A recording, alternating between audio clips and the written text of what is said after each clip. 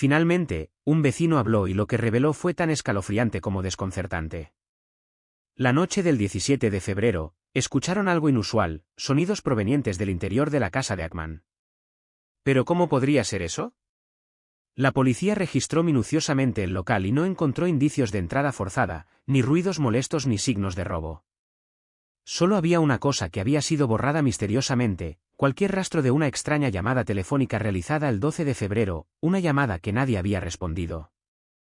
Lo único que quedó fue un mensaje críptico y sin emociones de Jan Ackman seguido del repentino cierre de la cámara de seguridad. Alguien había estado allí. Alguien lo sabía. Y entonces alguien se fue. Esta es la historia que tengo que contar. Aunque no puedo afirmar que estoy seguro, si la teoría que estoy a punto de proponer tiene algún peso, entonces la historia de Jan Ackman puede estar lejos de terminar. Capítulo 1. El silencio inquietante cuando todo se detuvo. En la fría tarde del 26 de febrero de 2025, el cielo sobre Santa Fe, Nuevo México, vestía un tono gris deprimente. Las montañas distantes estaban veladas por una espesa niebla, proyectando un silencio inquietante sobre la tierra. Alrededor de Old Sunset Trail, donde se encontraba la lujosa casa del renombrado actor Jan Ackman y su esposa, la aclamada pianista Betsy Arigua, la casa siempre había irradiado una calidez acogedora. Pero en los días previos a ese momento, algo se sintió diferente. Los vecinos de Ackman, que estaban acostumbrados a su presencia, empezaron a notar un cambio inquietante. No era propio del desaparecer de sus habituales paseos matutinos por el sendero familiar, y el piano de Betsy se había quedado en silencio en las tardes ventosas. El otrora enérgico labrador dorado, su fiel compañero, ya no corría por el jardín como lo hacía todos los días. John Miller, un vecino que vivía a solo 3 casas de los Ackman, no pudo evitar sentir el cambio. Notó lo inusualmente silencioso que se había vuelto todo. Habían pasado varios días desde que alguien había visto a Jan o Betsy.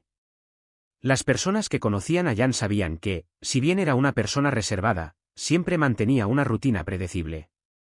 Cada mañana, hacía una parada en la cafetería local, tomaba un sorbo de café, leía el periódico y charlaba con el personal. Pero durante la semana pasada, el jeep plateado que conducía no había sido visto en su lugar de estacionamiento habitual y las llamadas de sus amigos más cercanos no habían recibido respuesta.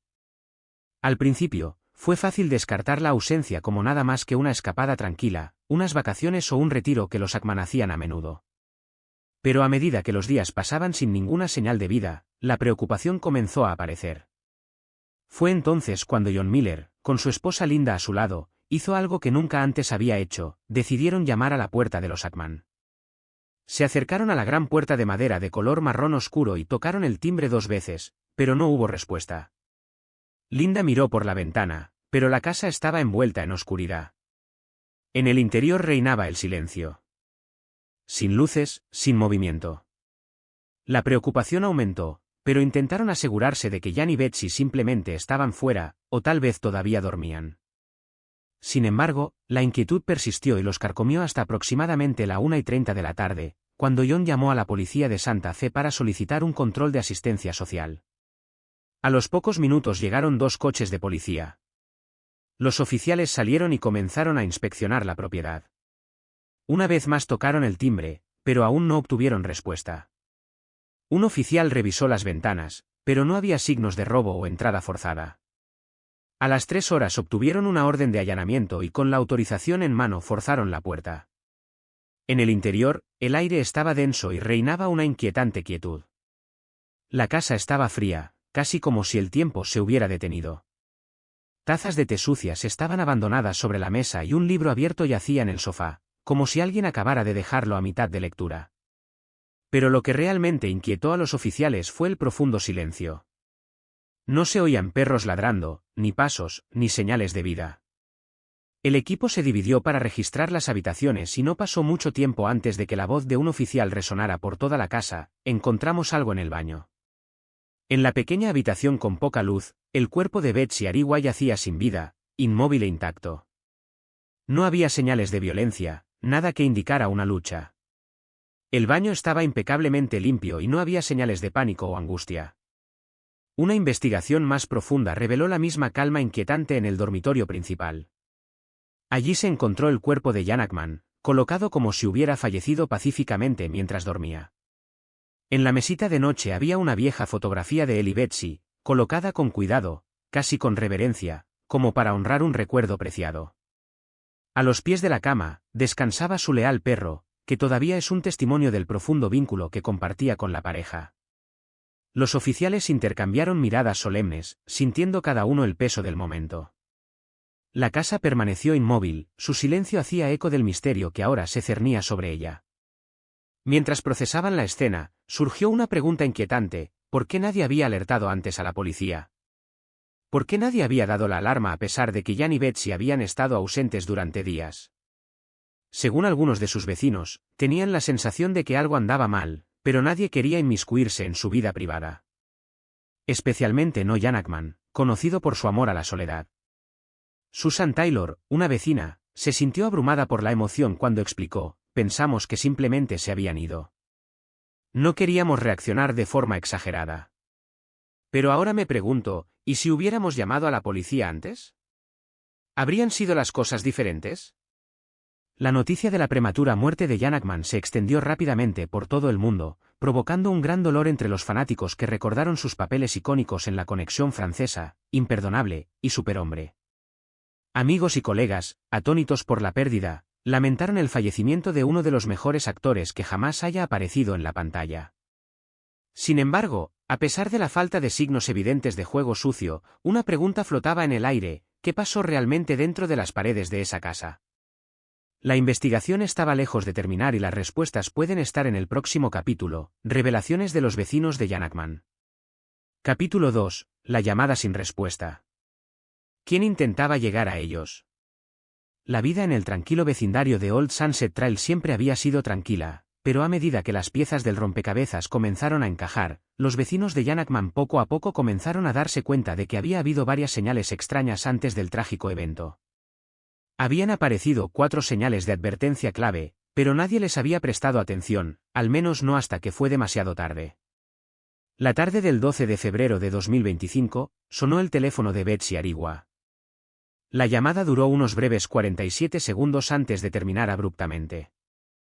Nadie sabe quién hizo la llamada, pero lo más extraño fue que nadie respondió. Una fuente de la investigación reveló un detalle preocupante: la llamada no aparecía en la lista de contactos habituales de Betsy. No fue de amigos, familiares ni de nadie que normalmente la llamara. Linda Carter, amiga íntima de Betsy, recordó haberle enviado un mensaje de texto a Betsy ese día con la esperanza de poder ver cómo estaba. Pero nunca recibió respuesta, lo cual estaba completamente fuera de lugar para Betsy. Ella siempre respondió, incluso con un mensaje rápido. En ese momento, Linda había asumido que Betsy estaba ocupada o quizás descansando, pero en retrospectiva, no podía evitar la sensación de que algo andaba profundamente mal. Si Betsy realmente había recibido la misteriosa llamada ese día, ¿por qué no había respondido a nadie después? Los vecinos de Jan Ackman no pudieron precisar el día exacto en que lo vieron por última vez, pero algunos recordaron haberlo visto conduciendo a casa desde la tienda el 10 de febrero. Otros juraron haber visto su silueta a través de la ventana el día 11 o 12, pero después de eso ya nadie parecía estar seguro de nada.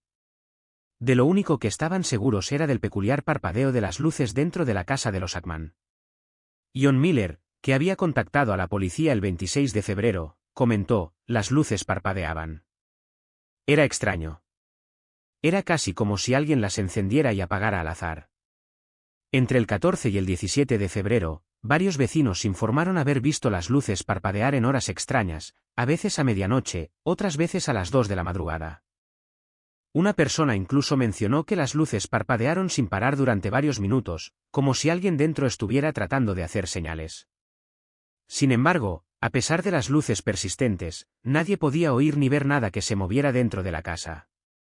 Era como si la casa estuviera atrapada en algún juego fantasmal, y las luces parpadeantes eran el único indicio de que algo siniestro se estaba desarrollando detrás de sus paredes. La investigación sobre la desaparición de Jan Ackman dio un giro escalofriante cuando la policía de Santa Fe examinó los datos de su teléfono y descubrió algo que planteó preguntas aún más inquietantes. El teléfono de Ackman continuó recibiendo señales hasta el 17 de febrero, 5 días después de la misteriosa llamada realizada a Betsy. A pesar de que el teléfono todavía era capaz de recibir llamadas y mensajes durante este periodo, no hubo comunicaciones entrantes ni salientes. No se respondieron llamadas ni se enviaron mensajes. Parecía como si nadie hubiera tocado el teléfono. El 15 de febrero, el viejo amigo de Jan, David Foster, intentó llamarlo, pero no hubo respuesta. Al principio, David pensó que tal vez Ackman simplemente estaba ocupado, pero algo no encajaba bien. Jan siempre había respondido puntualmente las llamadas y esta vez no lo hizo. El 18 de febrero, el teléfono de Ackman quedó completamente en silencio. Es posible que alguien lo haya apagado deliberadamente o que haya perdido la señal por completo. Pero las preguntas seguían aumentando. ¿Qué había ocurrido realmente dentro de esa casa durante el lapso de casi 2 semanas? Si Jan y Betsy habían sido asesinados antes del 26 de febrero, ¿por qué el teléfono de Ackman siguió activo hasta el 17 de febrero? Uno de los aspectos más preocupantes fue el hecho de que alguien parecía haber estado en la casa entre el 14 y el 17 de febrero, encendiendo y apagando las luces. Si el teléfono seguía funcionando, ¿por qué nadie había intentado contactar a otras personas para pedir ayuda? ¿Y si alguien había estado dentro, por qué nadie escuchó nada? A medida que avanzaba la investigación, surgió una teoría escalofriante. Parecía posible que alguien hubiera estado escondido en la casa todo el tiempo. Los vecinos, que antes no lo sabían, comenzaron a hacerse preguntas en las que no habían pensado antes. Algunos de ellos empezaban a arrepentirse de no haber llamado a la policía antes, mientras que otros temían que si hubiera ocurrido algo siniestro, el perpetrador todavía podría estar escondido en algún lugar de la casa. Con cada nuevo detalle que surgía, el caso se volvía más extraño. ¿Quién fue la misteriosa persona que contactó a Betsy Aracana el 12 de febrero? ¿Por qué hizo esa llamada? Aunque el teléfono de Ackman seguía recibiendo señales hasta el 17 de febrero, nadie contestó ni respondió ninguna llamada. Las luces parpadeantes en la casa y las preguntas sin respuesta solo profundizaron el misterio. ¿Y quién fue la última persona que vio a Jan y Betsy con vida? A medida que avanzaba la investigación, quedó cada vez más claro que el inquietante silencio en Old Sunset Trail no fue un accidente. Este caso estaba lejos de terminar. Capítulo 3. La confesión de los vecinos. El inquietante silencio en Old Sunset Trail se volvió aún más siniestro cuando un vecino finalmente se presentó con una escalofriante revelación.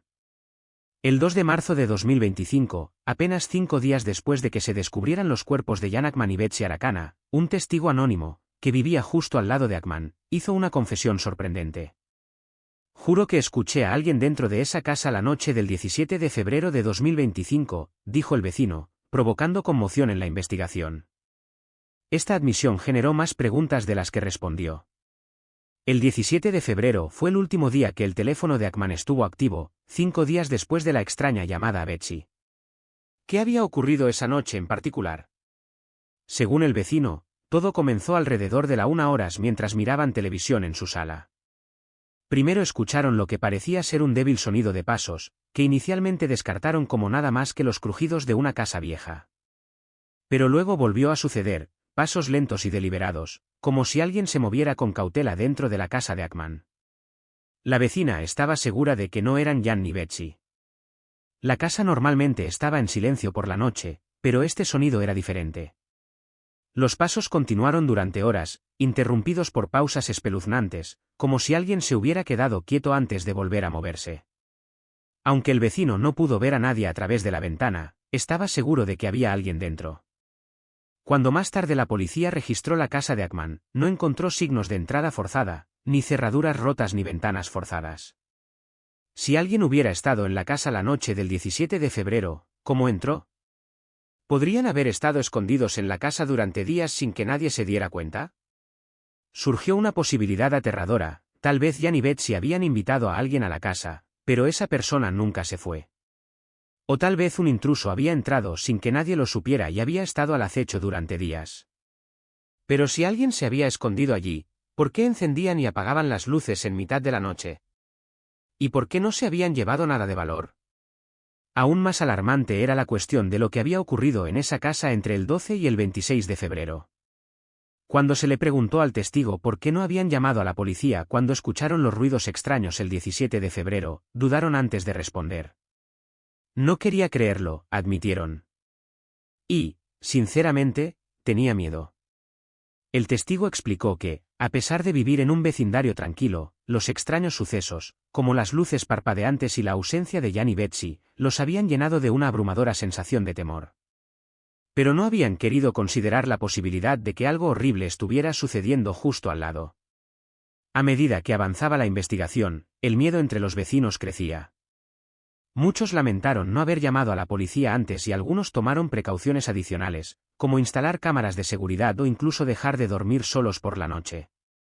Todos compartían un temor común: si alguien efectivamente hubiera entrado en la casa de Ackman esa noche, ¿podría regresar? El misterio que rodeaba la casa se hizo cada vez más oscuro. La pregunta que rondaba en la mente de todos era simple pero aterradora: ¿quién había estado dentro de esa casa la noche del 17 de febrero? Capítulo 4. El borrador. ¿Se eliminó algo? A medida que la investigación profundizaba en la desaparición de Jan Ackman, los detectives descubrieron pistas cada vez más extrañas y desconcertantes. Parecía como si alguien, o algo, hubiera manipulado los sistemas tecnológicos domésticos de Ackman antes de que todo quedara en silencio. No solo habían desaparecido 2 personas sin dejar rastro, sino que se habían borrado pruebas vitales, se habían alterado datos y los sistemas habían dejado de funcionar misteriosamente. Ackman llevaba un monitor de frecuencia cardíaca de última generación, un reloj inteligente diseñado para realizar un seguimiento de sus datos de salud en tiempo real. Al revisar los datos del reloj, la policía descubrió algo inquietante. El reloj había estado rastreando constantemente el ritmo cardíaco de Ackman hasta las 11:47 de la noche el 16 de febrero. Sin embargo, el dispositivo perdió completamente la conexión en ese momento. Antes de que se perdiera la señal, el monitor de frecuencia cardíaca había registrado un aumento inusual en la frecuencia cardíaca de Ackman, saltando de 68 latidos por minuto constantes a casi 130 en cuestión de momentos, una indicación de estrés intenso o esfuerzo físico. Unos minutos más tarde, su frecuencia cardíaca cayó drásticamente a 40 a 50 latidos por minuto, antes de que el dispositivo perdiera completamente la conexión a las 11:47 de la noche. Curiosamente, los datos de la ventana crítica entre las 10 de la noche y 11:30 había sido dañado o eliminado. Esto planteó 2 posibilidades preocupantes: o los datos habían sido dañados o habían sido eliminados deliberadamente por una fuerza externa. El momento de esta eliminación parecía intencionado. Es posible que Ackman haya quitado el reloj de la muñeca justo antes de que el dispositivo perdiera la señal, ya sea por ella o por otra persona. Pero si los datos se habían eliminado, ¿quién lo había hecho y por qué? Más importante aún, ¿qué habían estado tratando de ocultar? La casa de Ackman también estaba equipada con un moderno sistema de cámaras de seguridad que incluía cámaras en la puerta principal, en el garaje y en el patio trasero. Estas cámaras estaban conectadas a la nube, lo que permitía el almacenamiento remoto de imágenes. Sin embargo, los investigadores descubrieron que la cámara de la puerta de entrada había dejado de grabar a las 7:23 de la tarde. El 16 de febrero, apenas unas horas antes de la muerte de Ackman. Después de este tiempo, no se guardaron imágenes y no hubo signos de piratería. El sistema simplemente se desconectó del servidor. Mientras tanto, la cámara del patio trasero siguió funcionando pero no registró ningún movimiento después de las 9 de la noche. ¿Qué podría significar esto? Parecía como si alguien hubiera apagado intencionalmente la cámara de la puerta principal, posiblemente para evitar cualquier grabación de un intruso. Para aumentar el misterio, el sistema de alarma de Ackman también había sido manipulado. Según datos de la empresa de seguridad, la configuración de la alarma se había cambiado alrededor del 12 de febrero, el mismo día en que Betsy recibió la extraña llamada. Un técnico que había trabajado anteriormente en el sistema reveló una verdad impactante: no sé quién lo hizo, pero alguien alteró la configuración. Se borraron los registros de seguridad y se redujo la sensibilidad. Parecía como si alguien hubiera hecho todo lo posible para asegurarse de que el sistema de alarma no se activara, evitando efectivamente que alertara a alguien sobre un posible intruso. Cuanto más descubría la policía, más evidente se hacía que alguien había alterado meticulosamente los sistemas existentes, tal vez incluso borrando evidencia en un esfuerzo por cubrir sus huellas. Con toda la evidencia que apuntaba a una manipulación deliberada, la escalofriante pregunta persistía: ¿quién estaba detrás de esto y qué intentaban ocultar? Cuanto más investigaban el caso, más oscuro se volvía el panorama. El 12 de febrero, Betsy recibió una extraña llamada telefónica de un número desconocido. Luego, apenas unos días después, el 16 de febrero, la cámara de seguridad en la puerta principal de la casa de Ackman se apagó misteriosamente.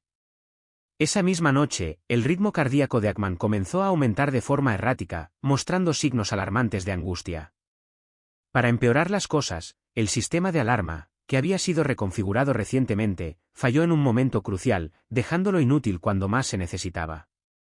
Aún más preocupante fue el descubrimiento de que parte de los datos del monitor de frecuencia cardíaca de Ackman habían sido borrados, un acto deliberado y sospechoso. Esta cadena de acontecimientos no puede atribuirse simplemente a una coincidencia. Está claro que alguien planeó meticulosamente cada detalle, asegurándose de cubrir sus huellas sin dejar ninguna evidencia. Las preguntas candentes persisten: ¿quién estaba detrás de esto y qué buscaban? Una cosa es innegable: quienquiera que haya hecho esto sabía exactamente lo que estaba haciendo y ejecutó su plan con una precisión escalofriante. Capítulo 5. El extraño último mensaje. Cuando Ackman se dio cuenta de la gravedad de la situación, ya era demasiado tarde. Si alguien tuvo una idea del críptico mensaje final que envió Ackman, fue el propio actor. La primera persona que arrojó luz sobre esto fue un amigo de toda la vida que conocía a Ackman desde hacía décadas y compartía innumerables recuerdos y experiencias con la leyenda de Hollywood. Cuando se le preguntó sobre el estado mental de Ackman antes del 16 de febrero, el amigo compartió un recuerdo simple pero inquietante: Jan una vez me dijo que sentía que algo andaba mal. Aunque aparentemente fue solo un comentario fugaz, esas pocas palabras tenían fuertes implicaciones. En las semanas previas a la desaparición de Ackman, algo en él cambió. El hombre, alguna vez despreocupado y relajado, disfrutando de su merecido retiro, se volvió cada vez más tenso y vigilante. Comenzó a revisar las cerraduras de sus puertas con más frecuencia, un comportamiento que nunca antes había mostrado. Parecía nervioso y a menudo miraba nerviosamente por la ventana cada vez que escuchaba un ruido desconocido, como si estuviera esperando a alguien o algo. Ackman incluso comenzó a cancelar planes que alguna vez había deseado mantener, en marcado contraste con el hombre que habían conocido sus amigos. Sin embargo, el momento más inquietante se produjo durante una conversación nocturna. Ackman, como si no hablara con nadie en particular, pronunció una frase escalofriante: «Tienes la sensación de que alguien o algo te está mirando». Sus amigos se rieron, asumiendo que era solo una broma. Pero Ackman no se rió. En cambio, miró a lo lejos, como si estuviera obsesionado con algo que solo él podía ver. Fue un momento que los dejó a todos inquietos, sin saber cómo reaccionar. Luego vino el mensaje final. A las 8:12 el 14 de febrero, apenas 2 días antes de que desactivaran la cámara de su puerta de entrada, 3 días antes de que su ritmo cardíaco comenzara a funcionar mal y 12 días antes de que descubrieran su cuerpo, Ackman envió un mensaje de texto críptico: «Ya es demasiado tarde». El mensaje fue enviado a un viejo amigo que había trabajado con Ackman en un proyecto cinematográfico en la década de 1990. Cuando la policía lo interrogó, este amigo admitió: «Al principio, no le di mucha importancia. Pensé que Jan estaba bromeando o estaba perdido en sus pensamientos. Planeaba preguntarle qué quería decir, pero nunca logré hacerlo».